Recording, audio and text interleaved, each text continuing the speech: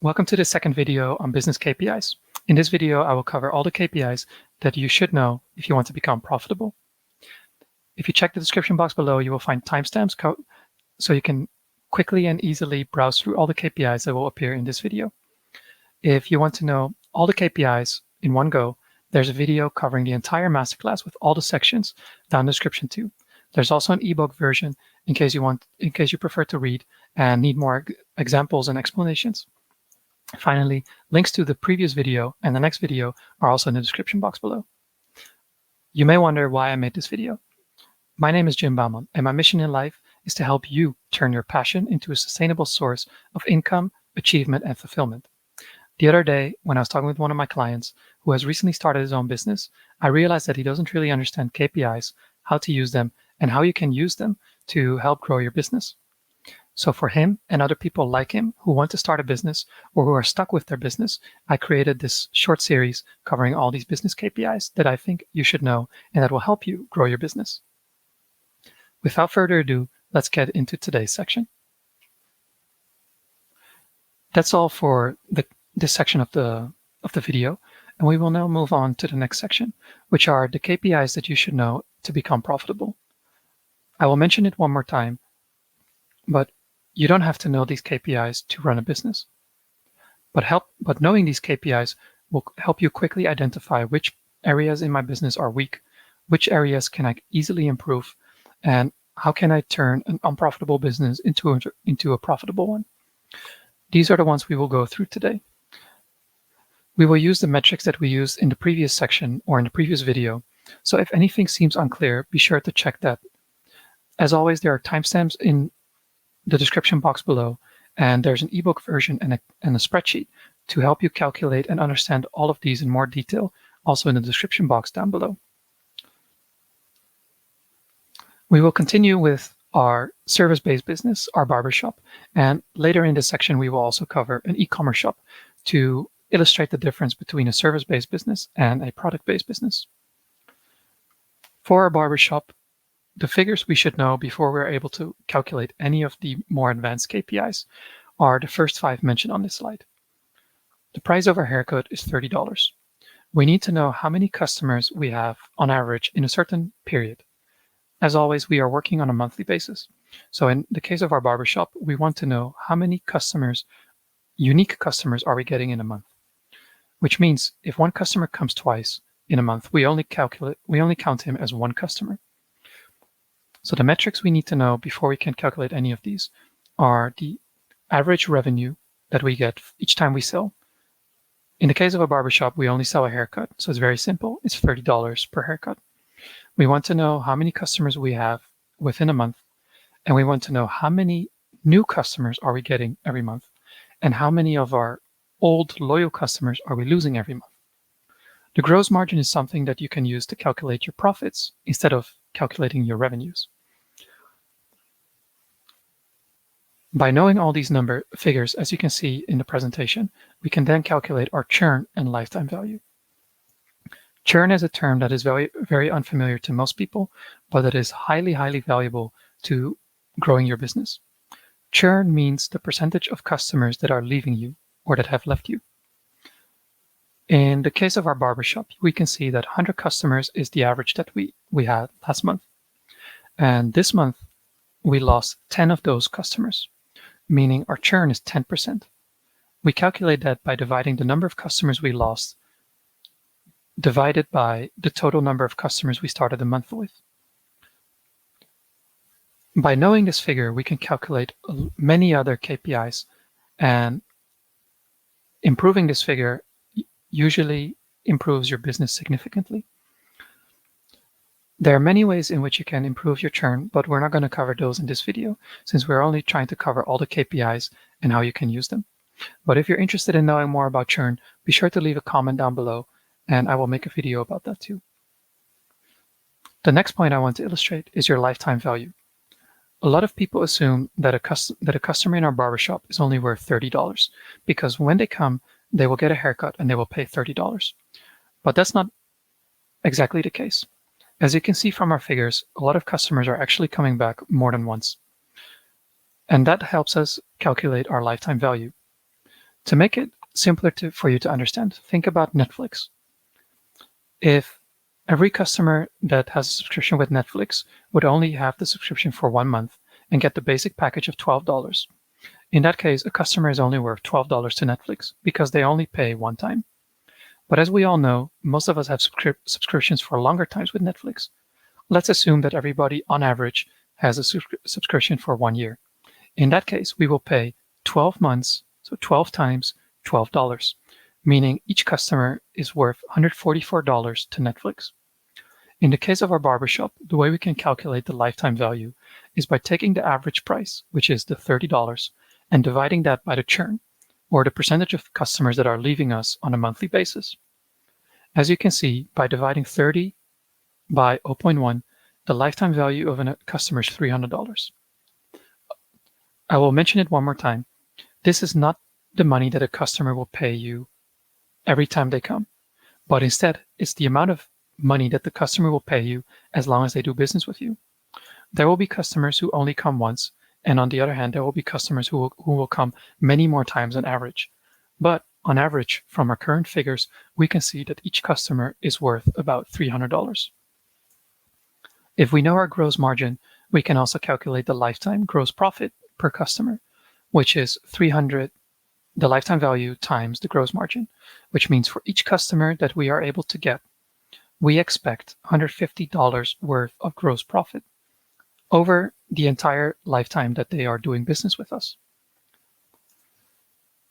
These figures help us calculate our hypothetical max. This is not necessarily the name of the KPI, but this is how I like to call it. Basically, it shows you the max potential of your business. The way we know that is by knowing our churn and using some of the other metrics we have for our business. This will show you the power of knowing your churn and why it's very important to calculate this in your business. We can calculate the maximum potential our business has in terms of how many customers we are able to service, the lifetime value of each customer, and the total revenue we expect for this business. To show you the calculations, for the maximum customers our business will service, we take the new customers that we get every month and divide it by the churn.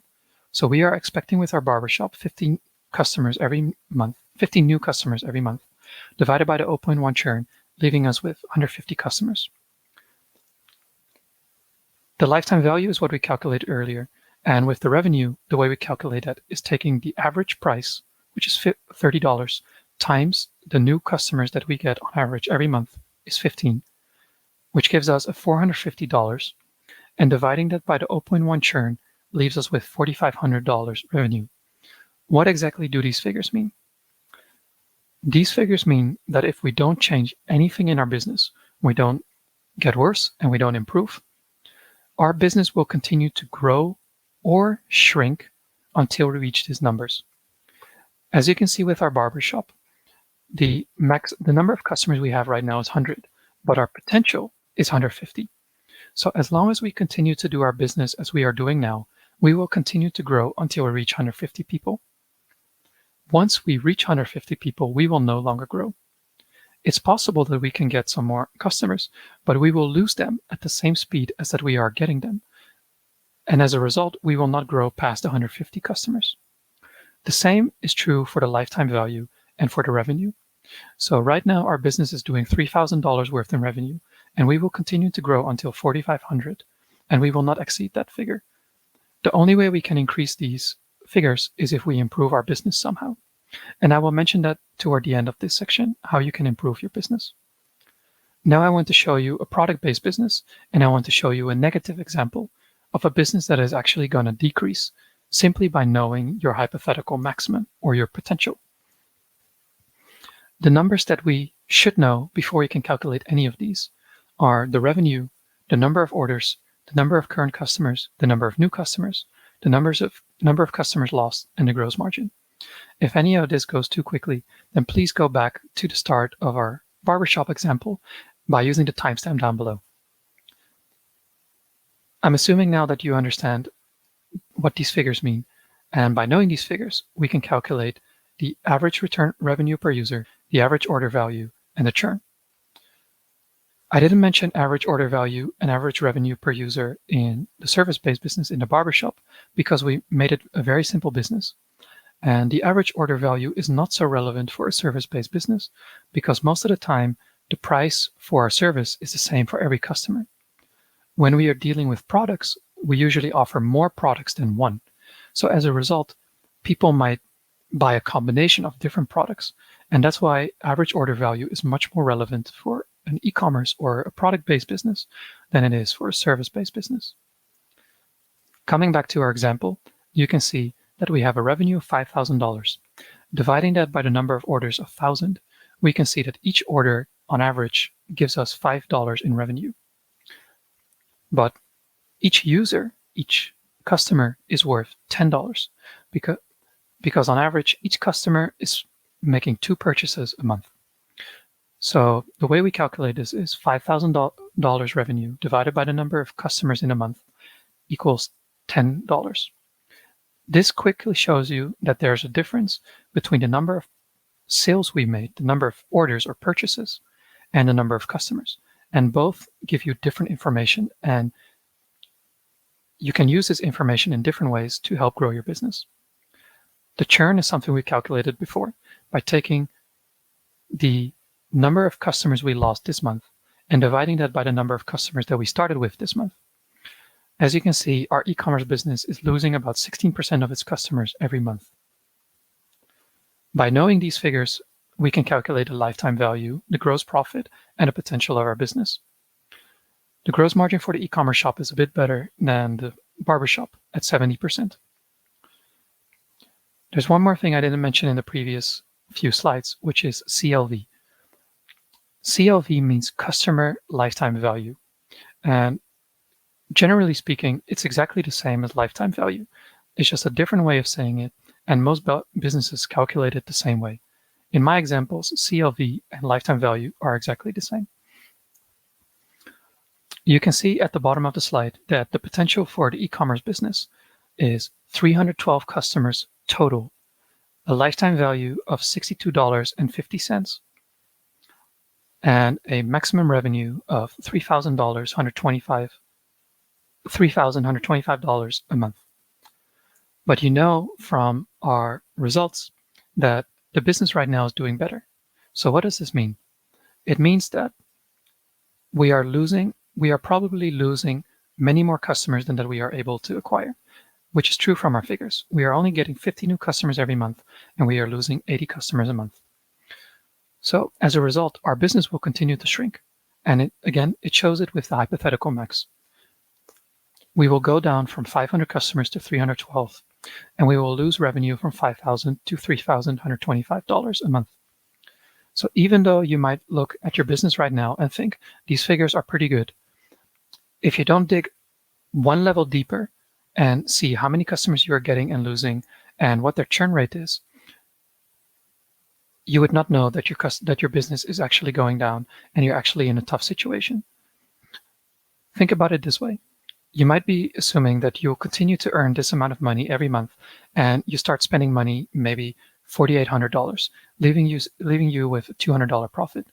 But because you know your churn rate now, you will know that your business will actually go down. And if you don't lower your expenses as well, or you improve your revenue, you will actually start to make a loss next month and a few months after that, because you will continue to go down until you reach this hypothetical max. Then we will go on to customer acquisition costs, which is more of a marketing term, but I feel it's important to know as well for operating your business. Many of us spend money on sales and marketing, and we can, by using this information, the total amount you spend on your marketing and advertising and the total amount you spend on your sales, dividing that total figure by the number of new customers you get in a month, you can calculate your CAC, or your customer acquisition cost.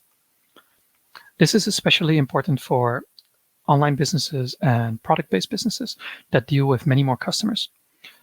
With service-based businesses or businesses that have few customers, it's still a relevant figure, but it's not as important as the ones that try to scale more quickly. Having said all that, why do you want to know your customer acquisition costs? Let's use our e-commerce business as an example, as you can see on the slide. If we go back and we calculate our average return per user or our average order value, we can see that $5 and $10 is what we get on average.